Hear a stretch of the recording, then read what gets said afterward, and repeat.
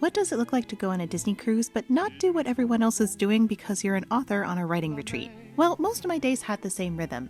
After taking in the view from our veranda in the morning, I would then head to the Cove Cafe. I kick-started my workday with a decaf mocha frappe and a view of the ocean. And my favorite spot was right here next to Walt Disney because he gave me a little inspiration for my nonfiction Disney writing. But then it was time for lunch, so I headed over to Cabanas and had all the things, including 2 desserts because why not?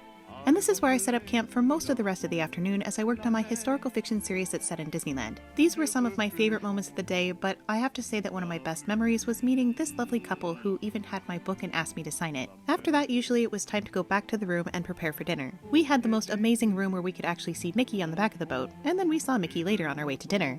This night, dinner was in the Royal Palace, and it did not disappoint. I got pretty spoiled having 4-course meals every single evening. My author friend Cidney and I spent dinner talking about what we had written in the day, and I also had 2 more desserts.